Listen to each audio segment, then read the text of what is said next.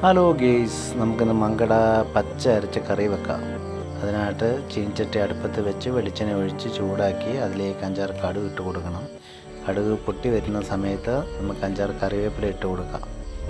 അതിലേക്ക് നമ്മൾ അരച്ച് വെച്ച അരപ്പ് ചേർക്കണം.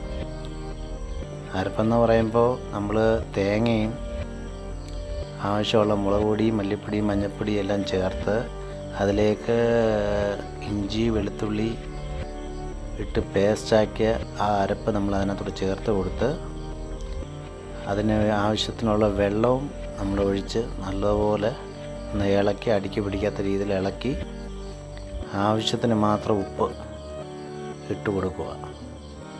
അതും ഒന്ന് ഇളക്കിയതിന് ശേഷം ഒരു മാങ്ങ, പുളിയില്ലാത്തൊരു മാങ്ങ, അത് മാങ്ങയുടെ ടേസ്റ്റിന് വേണ്ടിയിട്ടാണ്, പുളിയില്ലാത്തൊരു മാങ്ങയും ചെറിയൊരു തക്കാളിയും 2 പച്ചമുളകും അരിഞ്ഞ് നമ്മളതിനകത്ത് കറിയിൽ ചേർത്ത് കൊടുക്കുക. അതിനുശേഷം കഴുകി വൃത്തിയാക്കി തൊലിയെല്ലാം കളഞ്ഞ് വെച്ച മങ്കട പീസ് പീസാക്കിയ അത് നമുക്ക് കറിയിലേക്ക് ഇട്ട് കൊടുത്ത് ചെറുതായിട്ടൊന്ന് ഇളക്കണം. ഇടുന്ന കഷ്ണം പൊടിയാത്ത രീതിയിൽ ചെറുതായിട്ടൊന്ന് ഇളക്കി കൊടുക്കുക.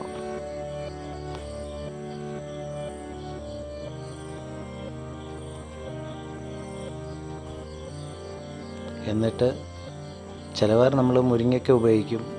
ഞങ്ങളിപ്പം ഒരു 2 മുരിങ്ങയ്ക്ക എടുത്ത് ചെറിയ ചെറിയ പീസാക്കി നമ്മളതിനകത്തോട് ചേർത്ത് കൊടുക്കുന്നുണ്ട്.